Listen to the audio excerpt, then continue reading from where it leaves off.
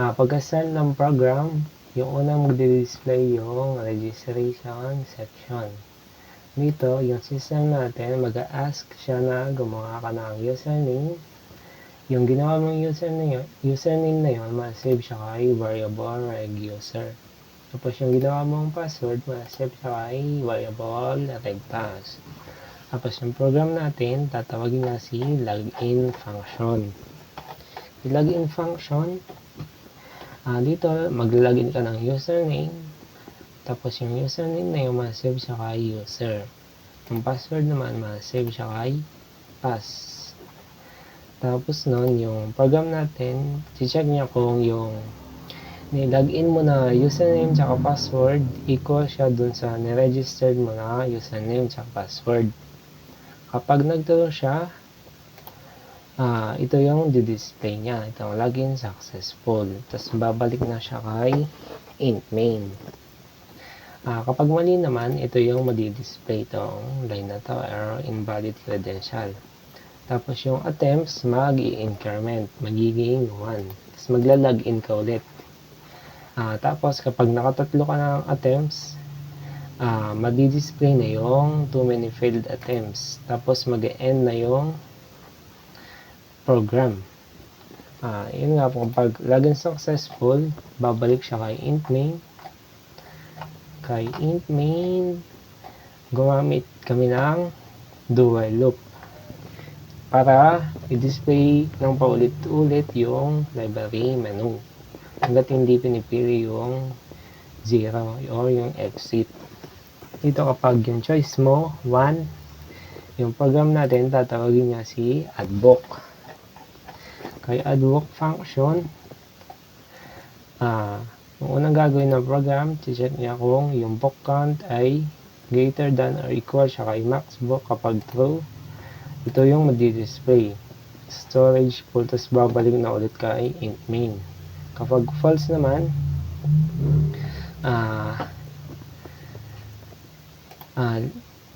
mag-enter ka ng ID, tapos yung in-input mo na ID, ma-save siya dun sa array, dun sa ID. Yung title naman, dun sa title, yung author, ma-save siya kay author. Tapos, yung quantity, dun sa array book count, tapos dun sa quantity. Tapos, yung book count natin, mag-i-increment siya, magiging madadagdagan ng isa. Tapos, mag-display na yung enter book ID, tapos yung in-input mo, ganun din dito. Tapos, tong book added successfully. Tapos, babalik ulit kay int main. Kapag yung choice na naman, yung program natin, tatawagin niya si viewBook function. Dito, yung unang gagawin ng program, check niya kung yung book count equal siya kay 0. Kapag equal siya kay 0, display ng program natin itong no box available. Tapos babalik ulit kay int main. Kapag false naman to, yung program natin, maglo-loop siya sa array natin mula index 0 hanggang dun sa pinakahuling bilang ng book count. Tapos, i-display niya lahat ng mga naka-store na libro. Yung title, yung ID ng libro, title, author, saka yung quantity. Tapos, babalik ulit kay int main. Tapos, nilitaw ulit yung library menu kapag pinili mo yung choice 3, yung program natin, tatawagin niya si search book function. Kay search book function, yung unang madi-display mo na itong search book, tapos ito, mag-i-input ka dito ng title o author para mahanap yung gusto mong hanapin na libro. Tapos yung input mo dito, ma-save siya kay keyword, variable keyword. Tapos yung program natin, maglo-loop ulit siya sa array mula index 0 hanggang dun sa pinakahuling bilang ng book count. Tapos, check niya kung yung keyword, tapos yung mga nakastore na title or author, equal siya dun sa keyword. Kapag nag-true, madi-display itong found. Tapos yung book title, yung by, tapos yung author. Tapos babalik ulit kay int main. Pag wala naman mahanap, ito yung madi-display. Itong title author not found in the system. Tapos babalik ulit na nun. Tapos kapag yung choice 4 naman yung pinili mo, yung program natin, tatawagin niya si update book function. Dito, enter mo yung ID. Tapos yung input mo na ID, ma-save siya kay ID. Tapos yung program natin, maglo-loop ulit siya sa array mula index 0 hanggang sa pinakahuling bilang ng book count. Tapos, check niya kung yung input mo na ID tapos yung mga nakastore na ID dun sa array equal sila. Kapag equal yun,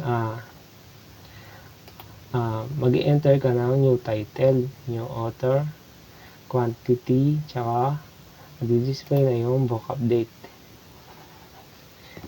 Tapos babalik ulit na kay int main.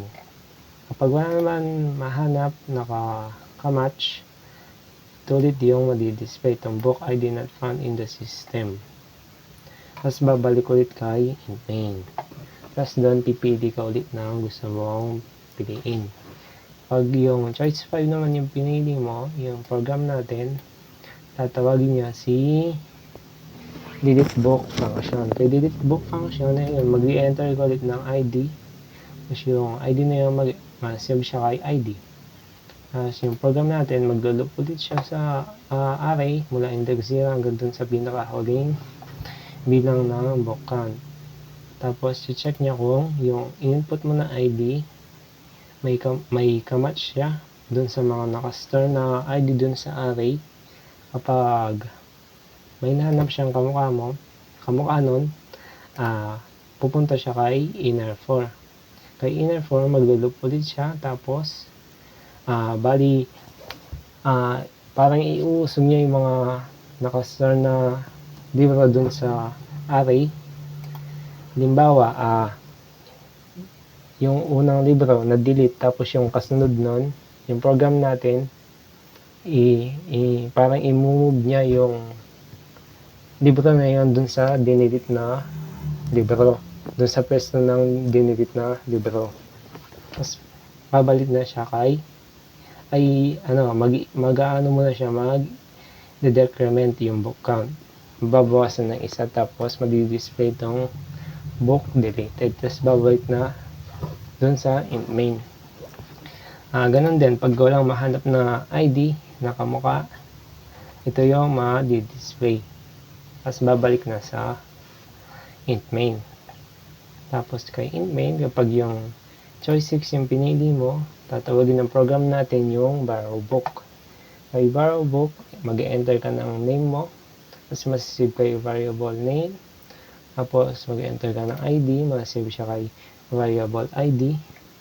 Tapos ganun din, maglo-loop ulit yung program natin sa array mula index 0 hanggang dun sa pinakahuling bilang ng book count.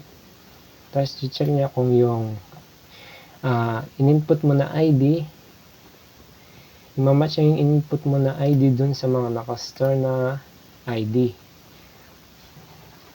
Kapag may nahanap siya nakamatch mo, tapos yung quantity less than siya greater than siya kay 0, mag-decrement yung quantity. Tapos madi-display na tong book borrowed successfully. Tapos babalik ulit kay int main. Ganun din, pag walang mahanap naman, ito yung madi-display. Tapos babalik na kay int main. Dun sa int main natin, kapag yung choice mo, choice 7, yung program natin, tatawagin niya si return book. Kaya return book, mag-enter ka ng ID para ibalik. Tapos yung in-enter mo na ID, ma-save siya kay variable ID. Tapos yung program natin, maglo-loop ulit sa array mula index 0 hanggang dun sa pinakahuling bilang ng book count. Tapos check niya yung input mo na ID dun, or i-match niya yung input mo na ID dun sa mga nakastore na ID dun sa array. Kapag nag-true siya, mag-increment yung quantity o madadagdagan yung quantity. Tapos madi-display na itong book return. Tapos babalik ulit kay int main.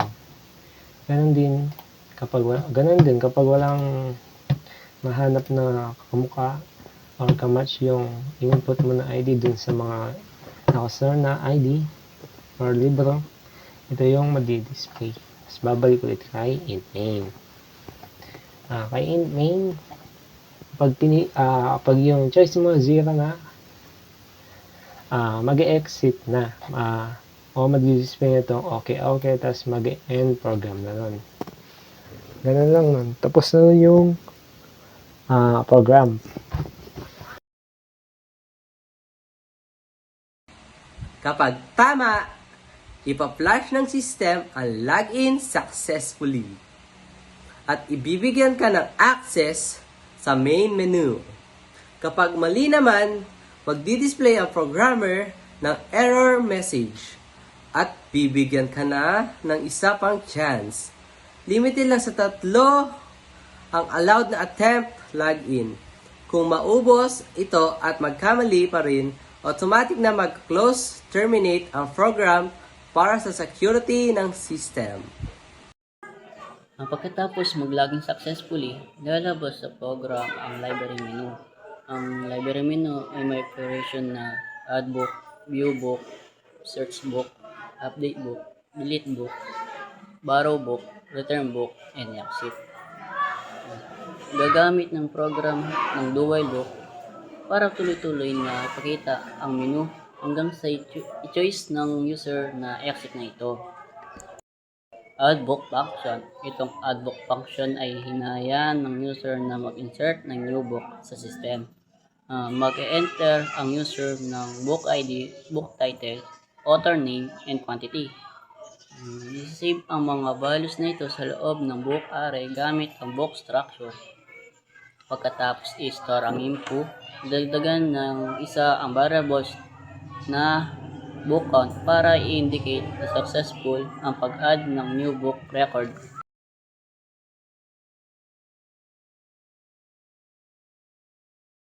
Pag choice to ang program, tatawagin niya si viewbooks function. Dito mo makikita lahat ng librong nakastore sa system gagamit ang program ng for loop, yung array simula sa index hanggang sa abutan yung book count. Kada libro, ipopost ng system ang ID, title, author, at quantity. Pero kung 0 ang laman at walang mahanap, lalabas ang message na no books available. Kapag choice tree mag-run si search book function, gamit ito pwede kong mag-hanap ng libro gamit ang title o kaya author name. I-enter mo lang yung keyword at itatapat ito ng program sa bawat libro sa array. Pag may nagmatch na title o author, ilalabas ng system yung detalye ng libro. Pag wala namang tumama, sabihin ng program na book not found. Ngayon, dito naman tayo sa kapag choice 4 naman, yung program natin, tatawagin niya si update book function. Ito naman ang ginagamit kapag gusto mong baguhin ang record ng isang libro, hihingi ng system ang book ID na babaguhin mo. Tapos, hanapin nito yung match sa array. Kapag nahanap na, pwede mo nang i-type yung bagong title, author, at quantity. Yung lumang info ay mapapalitan na ng updated data. Kung choice 5 naman yung pinili niya, tatawagin ng program yung delete book function. Ano ba yung delete book function? Ito yung nagtatanggal ng libro sa system. Pagka-enter ng book ID, hahanapin niya yung system na magkatugma sa record para mapanatili yung sequence ng array. Lahat ng magkasunod na elements ay isi-ship niya ng isang pwesto pakaliwa. Pagkatapos mag-ship, bababa ng isa yung book count na magtatanggal sa libro mula sa active records. Active records, ito yung mga active na libro. Kapag choice 5 kapag choice 6 naman, mag-run si borrow book function. Borrow book function, ay nagbibigay ng daan para makahiram ng libro ng user. I-enter ng user ang kanyang pangalan at ang book ID. I-check ng system kung available ang libro. At kung ang quantity nito ay higit sa 0. Kung available, bababa ng isang quantity nito na senyas na matagumpay na nahiram ang isang kopya. Basically, kapag bumaba yung quantity niya ay naging successful yun. At ang return book function, tatawagin siya ng program kapag choice 6.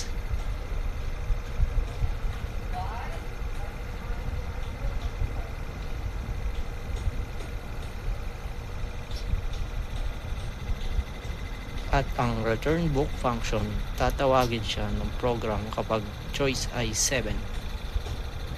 Ang return book function ay nagsasauli ng hiram na libro pabalik sa inventory. So, sinosoli niya para mabalik sa inventory. I-enter ng user ang book ID at hahanapin ng program ang katugmang record. Kapag nahanap niya ito, dadagdag yung quantity at mag-update sa available stock.